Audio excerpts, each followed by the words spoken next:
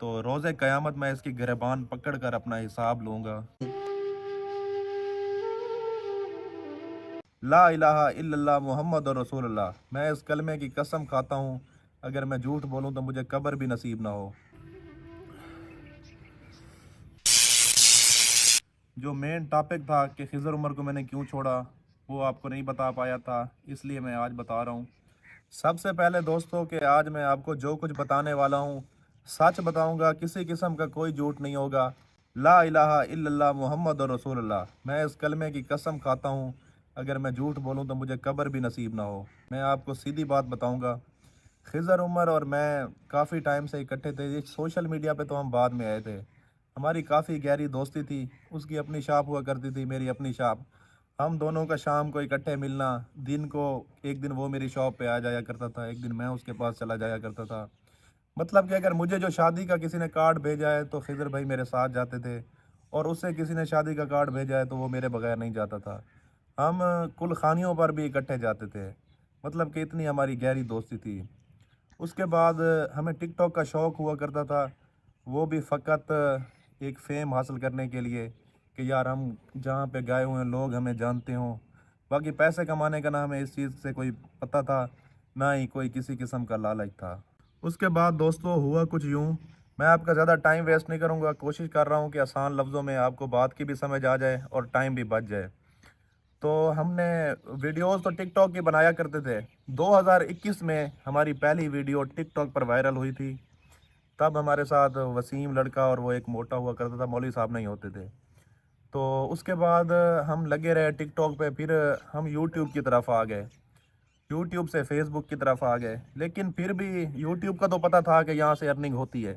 लेकिन हमें फेसबुक का नहीं था पता कि यहाँ से भी अर्निंग होनी है। इसलिए हम वहाँ पे लगे रहे जस्ट फेम के लिए। तो हमें किसी ने बताया कि यार फेसबुक अकाउंट भी मोनेटाइज होते हैं, यहाँ से भी अर्निंग होती है। तो वो हमने मोनेटाइज करा लिया। तकरीबन 1 डेढ़ माह बाद ना हमारी फर्स्ट इनकम आई। अब हमारी जो पिछली टीम में वसीम और वो मोटा शाहजैन लड़का था वो हमें छोड़ के चले गए थे। हमने मौलवी साहब को भट्टे से हायर किया था। हम 3 लोग थे जो हम वीडियो बनाते थे, और कामरान भी बाद में आया था। वो तकरीबन हमारी दूसरी इनकम थी, या पहली पहली के एंड पे या दूसरी पे आया था।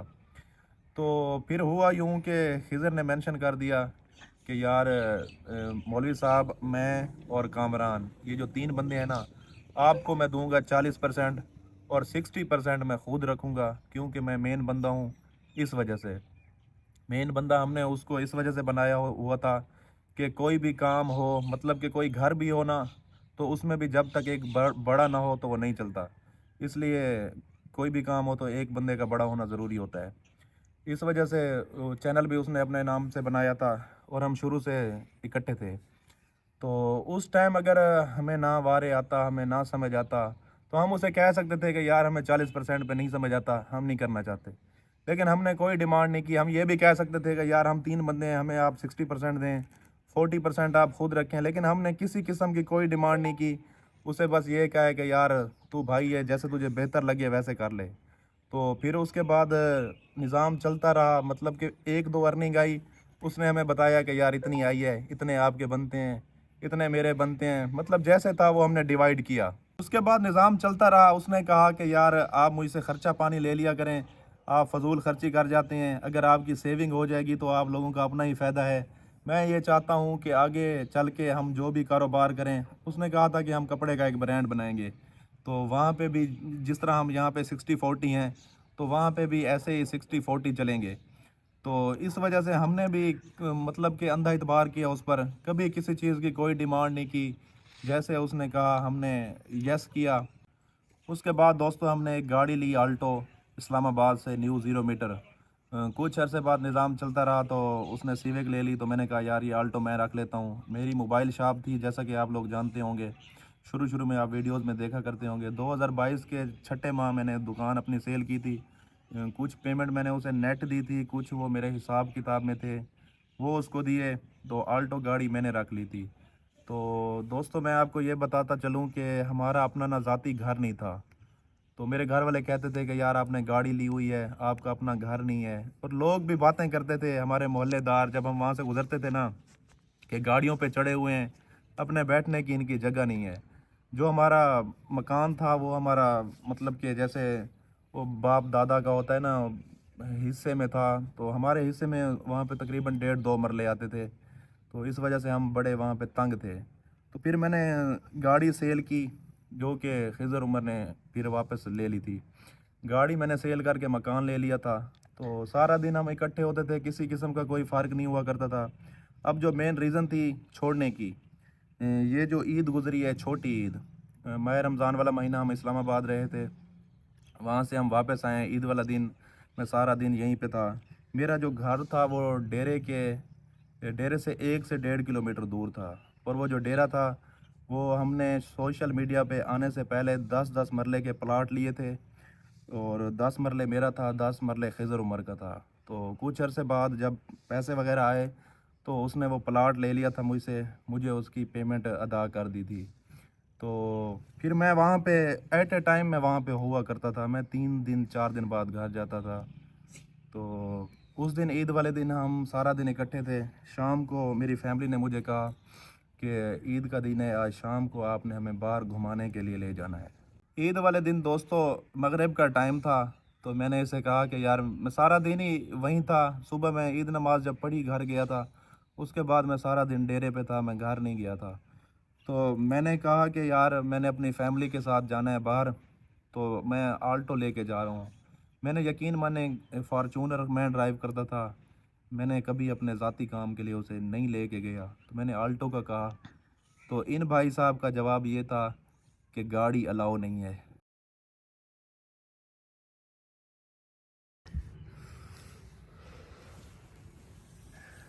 छोड़ें शादेब भाई, नेक्स्ट। सॉरी दोस्तों, मैं थोड़ा इमोशनल हो गया हूँ।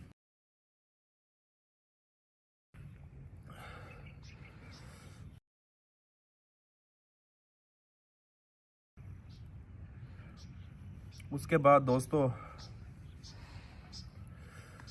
मैंने मेरी फैमिली वाले मुझे कहा करते हैं कि आप इसके साथ हिसाब किताब रखा करो, लेकिन मैंने कभी किसी चीज़ का कोई हिसाब नहीं रखा था। तो अगर मैं उनको ईद वाले दिन ना ले जाता तो वो मुझे फुल बेइज्जत करते। इस वजह से मैंने अपने घर वालों को कोई बात नहीं की। उस दिन मेरा ये माइंड था कि मुझे यहाँ से गाड़ी जैसे मर्ज़ी लेके जानी पड़ेगी, मैं लेके जाऊँगा। इसलिए मैंने थोड़ी मिन्नतजारी करके, उसने कहा कि यार अगर 1 घंटे में वापस आ सकते हो तो ले जाओ। 1 मिनट बाद दोस्तों मैं जैसे तैसे करके वहाँ से गाड़ी ले गया। तो मेरे घर वालों ने ना कहा कि थोड़ा दूर है हमारे घर से चौकाज़म, कि हमें वहाँ ले चलो। तो फिर मैंने उनको झूठ बोला कि यार मैं वहाँ नहीं लेके जा सकता, क्योंकि मैंने थोड़ा काम जाना है। आप इधर लिया से जो कुछ आपने शॉपिंग करनी है कर लें। तो 1 घंटे में मैंने उसको गाड़ी वापस जाके दी। उसने मुझे कहा था कि गाड़ी मुझे खुद ज़रूरत है, मैंने जाना है। तो 1 घंटे में मैं जब, हालांकि फार्चूनर भी खड़ी थी, तो 1 घंटे बाद जब मैंने वापस जाके दी तो सारी रात 11 बजे तक गाड़ी खड़ी रही है, कहीं कोई नहीं लेके गया। तो उस रात ना, यकीन करें मैं खुदा की कसम खा के कह रहा हूँ, मैं सारी रात सोया नहीं हूँ अरमान से कि यार इस बंदे ने मुझे ऐसे कहा है। मैंने तकरीबन रात के 3-4 बजे इसे मैसेज किया है। मैंने कहा यार मुझे बड़ा अफसोस हुआ है, तूने ऐसा कहा है, तो मुझे ये आपकी बात अच्छी नहीं लगी। तो आगे से मुझे ये था कि यार बंदा उस टाइम हो सकता है किसी और माइंड में हो, उसने मुझे कह दिया हो, लेकिन अब वो कहेगा कि यार शज़ेब सॉरी, मैं उस टाइम और किसी और मूड में था, मैंने आपको कह दिया। मुझे ये लगा था, लेकिन आगे से उसने कहा है तो इसमें मैंने कौन सी गलत बात की है। तो मुझे बहुत अफसोस हुआ। उसके बाद मेरा मैं 2-3 दिन फिर भी वहाँ पे रहा हूँ कि शायद हो सकता है मामला ठीक हो जाएं, कि मुझे ना छोड़ना पड़े। खुदा की कसम मैंने कभी नहीं सोचा था कि मैं छोड़ूंगा। और आप दोस्त ये बात देख लें कि कोई भी बंदा किसी को उसके अरूज पर नहीं छोड़ता। हमेशा जब भी कोई छोड़ के जाता है ना, उसका दोस्त हो जो भी हो, तो उसको उसके ज़वाल के टाइम छोड़ता है। मैंने तो उसको अरूज पे छोड़ा है। तो फिर मैंने 2-3 दिन में वहाँ रहा, लेकिन मेरा ज़मीर मुझे कहता था कि यार या तू अंदर से मुर्दा है या बगैरत है, तू छोड़ दे इसको। तू बेशक अपना कर सकता है तो कर, तुझ में हिम्मत है तो कर, अगर नहीं है तो बेशक ना कर।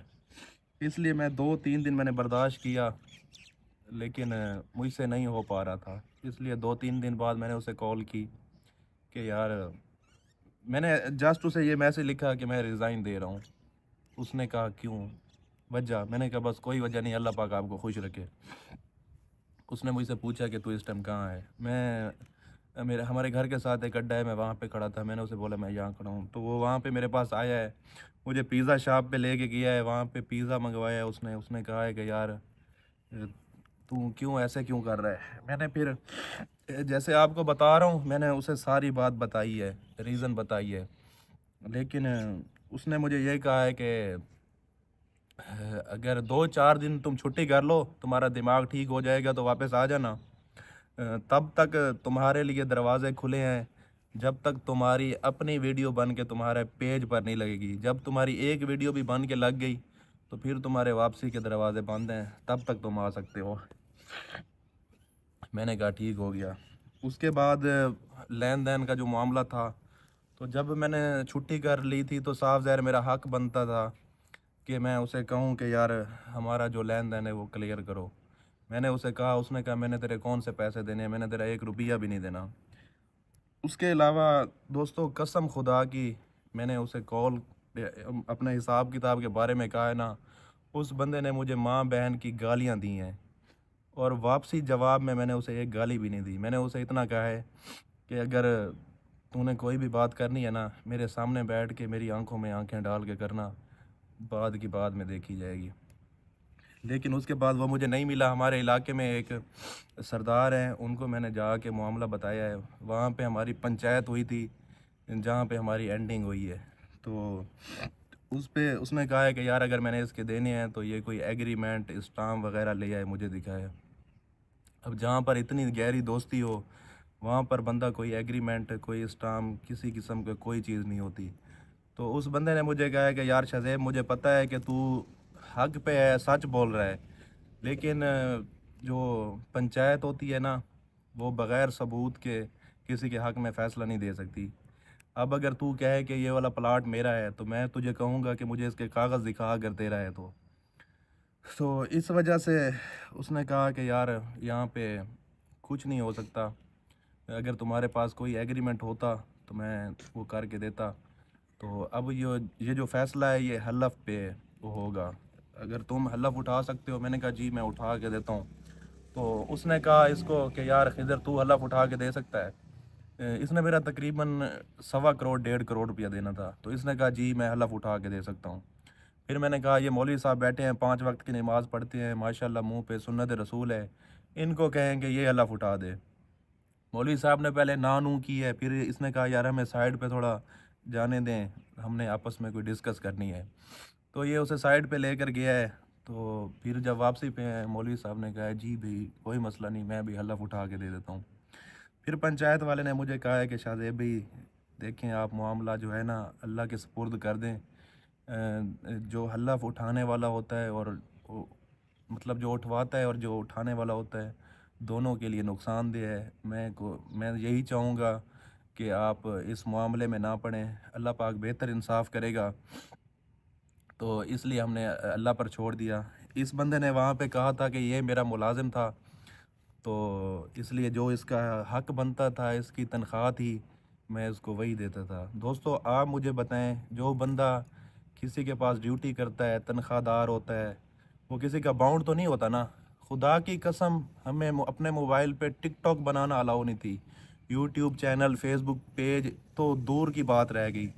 तो हम टिकटॉक भी नहीं बना सकते थे। जो किसी का मुलाजिम होता है वो किसी का बाउंड तो नहीं होता ना। तो हमारा पार्टनरशिप वाला हिसाब था। उसके बाद अगर मैं आपका मुलाजिम था, तो एक जो मुलाजिम होता है, मालिक कभी उसको कह सकता है कि एक दिन हम बराबर के अमीर होंगे, जहाँ पर मेरी कोठी होगी साथ वाली तुम्हारी कोठी होगी, जैसी मेरी मेरी गाड़ी होगी वैसे तुम्हारी गाड़ी होगी, अगर सेविंग करते रहोगे तो। जब नौकर और मालिक वाली बात आ जाती है, तो फिर मालिक के बराबर नौकर तो कभी नहीं हो सकता ना। तो फिर ऐसी बातें तो फिर उसको नहीं करनी चाहिए थी ना। उसके बाद दोस्तों मैं आपको एक और बात बताना चाहूँगा। बेशक आप हमारे इलाके में आकर किसी से पूछ सकते हैं कि खिज़र उमर को सपोर्ट करने वाला बंदा कौन है या किसकी वजह से ऊपर आया है। जो आज लोग मुझे कमेंट करके कहते हैं ना मेरी वीडियो के नीचे, तू खिज़र उमर की वजह से है, ये है, वो है। तो दोस्तों, मेरी मोबाइल शॉप हुआ करती थी, उसको आईफ़ोन प्रोवाइड करना, कहीं पे आना-जाना, उसके पास तो बाइक तक नहीं हुआ करती थी। मतलब कि उसको ज़ीरो से मैं सपोर्ट कर रहा हूँ और हर किस्म जो चीज़ उसको ज़रूरत हुआ करती थी, मैं उसे प्रोवाइड करता था। तो आज लोग कमेंट कर देते हैं, जी आप खिज़र उमर की वजह से वायरल हुए हैं, ये हुआ है, वो हुआ है। और काफ़ी सारे मुझे लोग कहते हैं कि यार वो तेरा उस्ताद था, तूने उसके साथ गद्दारी की है। देखें दोस्तों, उस्ताद वो होता है, जैसे अब मैं हूँ ना, मैं पहले वहाँ पे काम करता रहा हूँ। अब अगर मेरे पास कोई नया बंदा आएगा तो मैं उसका उस्ताद कहला सकता हूँ। लेकिन उस टाइम हम दोनों ने एक ही टाइम शुरू किया था। उसको भी इस चीज़ काम के बारे में नॉलेज नहीं था, वो पहले तो नहीं करता था, ना वो किसी से सीख के आया था। हमने दोनों बराबर में स्टार्ट किया था और हमारा पार्टनरशिप वाला उस्ताद हिसाब था। इस वजह से ना वो मेरा उस्ताद बनता है, ना मैं उसका उस्ताद बनता हूँ। और उसके अलावा दोस्तों, जो हमारे आखिरी दिन गुज़रे हैं ना, आखिरी दिनों में खुदा की कसम खा के कहता हूँ कि वो बंदा इतना मगरूर हो गया था हमारे साथ। हमारे ना, मैं आपको एक बात बताऊँ, पूरे घर की आदत है कि हम अगर घर से बाहर निकले हैं ना, तो जब वापस एंटर होंगे हम पूरे घर को सलाम करते हैं। तो डेरे से जब मैं बाहर जाता था तो वापसी पे आके वही जो मेरी आदत थी, मेरी घर की रूटीन थी, मैं वहाँ पे सलाम किया करता था। तो एक दिन मैंने ऐसे हाथ मिला के सलाम किया, इसने ऐसे 2 उँगलियाँ टच हुई हैं, इसने हाथ पीछे ले लिया है और इसने बदले में मुझे कहा है कि भाईजान, मुँह से अस्सलामु अलैकुम कहने से भी सलाम हो जाता है। ये लाज़मी नहीं है कि आप बार-बार जब जहाँ से आते हैं फिर आप सलाम करने लग जाते हैं। अगर आपको ज़्यादा वो है तो आप वो कर दिया करें, मुँह से अस्सलामु अलैकुम कह दिया करें, ये तकल्लुफ़ बार-बार ना किया करें। उसके अलावा दोस्तों, जो बंदा भी इंटरव्यू लेने आता है तो उसको वो ये कहता है कि यार मेरे साथ पहले वो वसीम हुआ करता था, मोटा हुआ करता था, उसके बाद मौलवी आ गया। उस बंदे ने मेरा ज़िक्र कभी नहीं किया, ना ही इस चीज़ को मुनासिब समझा कि वो मेरा ज़िक्र करे। आप लोग जाएँ, उसका टिकटॉक अकाउंट खोलें, उसका फेसबुक पेज खोलें, जाके पहली वीडियो पे देखें, पहली वीडियो से कौन बंदा उसके साथ है। जो बंदा उसके साथ है, उसका कभी उसने नाम लेना गवारा नहीं किया। आप आएँ जिस मार्केट में वो काम करता था, वहाँ से आप पता करें कि यार ये बंदा इसके साथ कब से है और इसको सपोर्ट करने वाला कौन है, तो आपको सब पता चल जाएगा। इसके अलावा दोस्तों, मैं आपको एक मेन लॉजिक की बात बताता हूँ। जब मैंने छुट्टी की थी ना, मैंने खुद रिज़ाइन दिया था। अक्सर लोग कमेंट करते हैं कि खिज़र उमर ने आपको निकाल दिया, ये वो। कोई उसने मुझे नहीं निकाला। उसका जो हमारे साथ जो मिस्टर केबी, जिसने अब चैनल बनाया हुआ है, कामरान बारहवीं, वो खिज़र उमर का बहनोई है। इसका एक ही बहनोई है और इसकी एक ही सिस्टर है। और वैसे भी वो रिश्ते में इसका कज़न है। तो उसको इसने खुद ही निकाला है। आप यहाँ से अंदाज़ा लगाएँ, आप खुद इंसाफ़ करें कि उसके पास V8 डाले, फ़लाँ ये वो, बड़ी-बड़ी गाड़ियाँ हैं, लेकिन उसका जो बहनोई है, वो मेरे साथ वीडियोज़ बनाता है, आपने देखा होगा। और अभी रिसेंटली मेरी काली वीडियो अपलोड हुई है, उसमें भी वो था। तो मतलब कि वो मेरे साथ होता है। अगर ये बंदा हक़ पे होता, सच पे होता, तो इसके घर का बंदा तो इसके साथ होता ना, वो तो मेरे साथ ना होता। दोस्तों, मुसलमान होने के नाते मैंने जो कुछ भी कहा है, कलमा भर के कहा है, इसमें किसी किस्म का मैंने झूठ नहीं बोला। और आपको ये बताता चलूँ कि इस बंदे ने अभी भी मेरा तकरीबन 1.5 करोड़ रुपया देना है और मैं इसे माफ़ नहीं करूँगा। ना इस जान करूँगा, ना उस जान। मैंने अल्लाह पाक पे फ़ैसला छोड़ा हुआ है, तो रोज़े क़यामत मैं इसकी गिरबान पकड़ कर अपना हिसाब लूँगा। कोई मसला नहीं, अगर इस दुनिया में मुझे इंसाफ़ नहीं मिला तो कोई मसला नहीं, लेकिन एक दिन मैं इससे अपना हिसाब ज़रूर लूँगा। दोस्तों, अगर अब भी आपको लगता है कि मैं गलत हूँ, तो बेशक मुझे अनफ़ॉलो कर दें। मेरे नसीब में जो रिज़्क होगा, वो अल्लाह पाक की ज़ात ने मुझे देना है। वैसे भी मैंने अपना फ़ैसला अल्लाह पाक पे छोड़ा हुआ है, वो बेहतर इंसाफ़ करने वाला है। और इसके अलावा आखिरी बात दोस्तों, अगर आप लोगों को अब भी लगता है कि मैं झूठ बोल रहा हूँ, तो आप में से कोई बेशक उसके पास चला जाए और उसे जाकर कहे कि शाहज़ेब ने जो-जो बातें की हैं, अगर वो बंदा कलमा भर के कह दे कि मैंने किसी भी किस्म का कोई झूठ बोला है, तो आप लोग जो मर्ज़ी चाहें मुझे सज़ा दे सकते हैं। और अज़ानें हो रही हैं, बस अब मैं व्लॉग का यहीं पे एंड कर रहा हूँ और आखिर में आप लोगों को इतना कहना चाहूँगा कि प्लीज़ मुझे नेक्स्ट टाइम खिज़र उमर का नाम लेकर परेशान ना किया करें। मुझे बहुत तकलीफ़ होती है, मैं थक चुका हूँ, मैं अब अपना काम कर रहा हूँ, मुझे अपना काम करने दें।